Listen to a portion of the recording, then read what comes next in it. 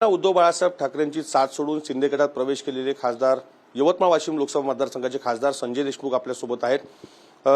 भाऊ, तुम्ही आज शिंदे गटात प्रवेश केला, या ठिकाणी मोठ्या उत्साहात कार्यकर्त्यांनी स्वागत देखील केलं। काय नेमकी इनसाइड स्टोरी या संपूर्ण बंडखोरी मागची आहे? कशा पद्धतीनं एकत्र तुम्ही सगळे खासदार आलात आणि कशा पद्धतीनं हा उठाव केला? नाही, आता आम्हाला सर्वसामान्य लोकांनी मोठ्या फरकानं त्या ठिकाणी साईच्या साई खासदारांना त्या ठिकाणी निवडून दिलं होतं आणि त्याच्यानंतर आम्ही 2 वर्षाच्या कार्यकाळामध्ये आमच्या मतदारसंघाच्या विकासाच्या दृष्टिकोनातून ज्या ज्या गोष्टी करण्याचा आम्ही प्रयत्न केला त्याच्यामध्ये यश मिळत नव्हतं आणि निधीचा प्रश्न होता। प्रत्येक गावात खेड्यात गेल्यानंतर प्रत्येक लोक त्या ठिकाणी म्हणत होते की आमचं हे काम करा, आमचं ते काम करा आणि त्याच्यामध्ये आमच्या माध्यमातून तेवढी कामं होत नव्हती। परंतु जेव्हा आम्ही हे सर्व 6 खासदार एकत्रितरित्या बसलो आणि सर्वांनी सामूहिकरित्या हा निर्णय आम्ही या ठिकाणी घेतलेला आहे आणि सर्वांचं सहमत झालं आणि सुद्धा सर्व 6 खासदारांनी आम्ही प्रत्येक मतदारसंघातल्या प्रत्येक व्यक्तीला नाही भेटू शकलो, परंतु जे जे महत्त्वाचे कार्यकर्ते होते त्यांच्याशी सर्वांशी विचारविनिमय केला आणि सर्वांचाच होकार जेव्हा दिसला किंवा जनतेतूनच जेव्हा रिस्पॉन्स दिसला तेव्हाच आम्ही हा निर्णय घेतलेला आहे।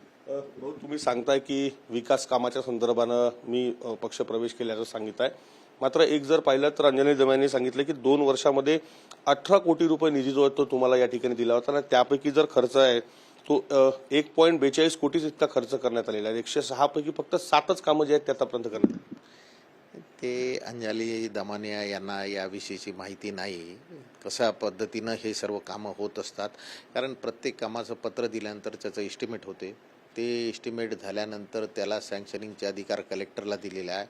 मधात काही वेळ पोर्टल बंद राहते, पोर्टल चालू झाल्यानंतर ह्या सर्व प्रोसेस होतात। काही ठिकाणी सरकारी जागा नसते, काही जागेच्या अडचणी असतात, काही ठिकाणी लोक महसूलच्या जागेवर त्याच्या जागेवर समजा काही लोक देतात, ते चुकीच्या पद्धतीनं काही गोष्टी झाल्या तर मग ते थांबून राहते। तर अंजली दमानियाजींनी जे काही बोललेल्या आहेत त्याच्यामध्ये काही तथ्य नाही।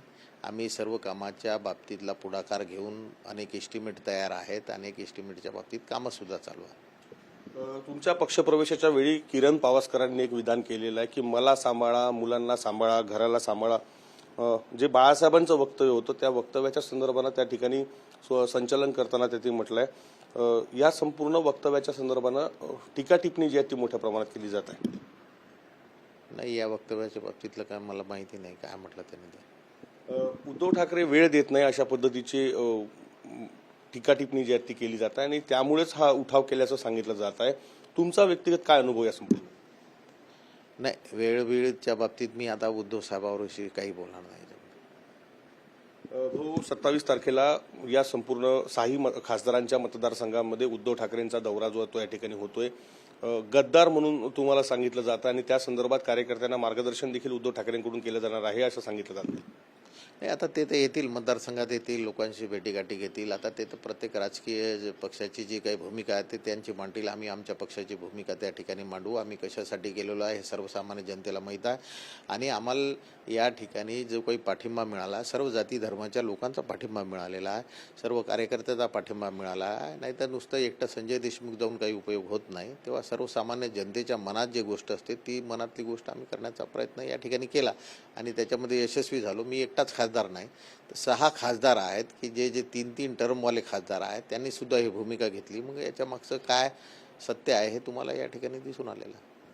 संजय राऊतांनी म्हटलंय की जे खासदार आहेत ज्यांनी गद्दारी केली आहे त्यांना तुडवण्याची भाषा या संपूर्ण तुमच्या बंडानंतर जे ते केलेली नाही। आता तुडवाची भाषा, बाकीच्या भाषा, आता शेवटी कोणी तुडवायला येत असेल तर मग आम्ही काही एवढं काही मागं पुढं आम्ही सुद्धा पाहणार नाही। शेवटी भूमिका घ्यावं लागेल आणि कायद्याच्या चौकटीत घटनेच्या आधाररित्या या ठिकाणी कायद्याच्या चौकटीत हा निर्णय झालेला आहे। जर घटनेमध्ये हे तरतूद नसती किंवा कायद्यात हे बसत नसतं तर आम्ही 6 खासदार या ठिकाणी पुढाकार घेतला नसता। आम्ही त्या ठिकाणी कायद्याच्या चौकटीत राहूनच हा निर्णय घेतलेला आहे आणि मग असं जर पक्षांतराचा कायदा असता तर मग हा कायदा झालाच नसता आणि कायदा करायलाही पाहिजे नव्हता। जेव्हा ह्या सर्व तरतुदी त्या ठिकाणी घटनेमध्ये केलेल्या आहे त्याचा आम्ही हे या ठिकाणी अंमलबजावणी केलेली आहे। भाऊ, काल विधान परिषद निवडणुकीचा निकाल जो आहे तो या ठिकाणी लागला आहे।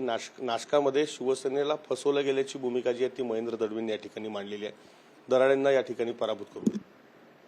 नाही, तिच्या परिस्थितीची जाणीव मला नाही आहे, त्याच्यामुळे मी त्याच्या बाबतीत काही बोलणार नाही. कशा पद्धतीची पुढची वाटचाल तुमची एकंदरीत असणार आहे? काय विजन नेमकं मतदारसंघाच्या संदर्भाचं पुढचं असणार आहे? काय नेमका अजेंडा घेऊन तुम्ही पुढे जाणार? नाही, आम्ही तर प्रत्येक जिल्ह्यामध्ये 2 जिल्ह्याचा आहे. वाशिम जिल्हा आहे, तो आकांक्षित जिल्हा आहे. यवतमाळ जिल्हा शेतकऱ्याच्या आत्महत्याग्रस्त जिल्हा आहे. रेल्वेचा प्रकल्प गेल्या अनेक वर्षापासून, साधारणतः 14-15 वर्षापासून या ठिकाणी चालला आहे. 2 वर्षाच्या कार्यकाळात मी जरी सत्तेत नव्हतं तरी प्रामाणिकपणे त्या रेल्वेच्या प्रकल्पाच्या पाठीमागं लागून बऱ्याचशा गोष्टी करून घेतल्या. परंतु आता सत्तेत गेल्यामुळं हा रेल्वे प्रकल्प 2 वर्षापर्यंत निश्चितपणे आम्ही या ठिकाणी पूर्ण करू.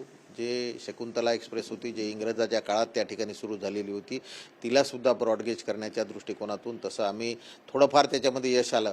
परंतु त्याच्यावर निधीचे तरतूद आहे, बाकीचे कामं चालू करायचे आहे, टेंडर करायचं आहे, ह्या सर्व गोष्टी आहेत. त्याच्यामुळं सत्तेत सहभागी झाल्याशिवाय ह्या गोष्टी होऊ शकत नाही, असं आमचं सामूहिकरित्या सर्व स्थायी खासदारांचं म्हणणं झालं.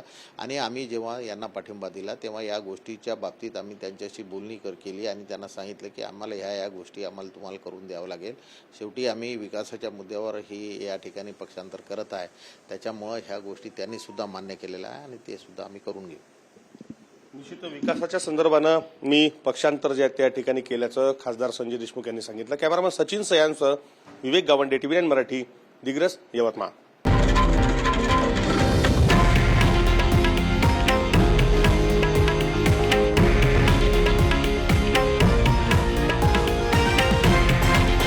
हे आहे देशातील नंबर 1 न्यूज नेटवर्क आणि आपण पाहत आहात TV9 मराठी, एकमेव.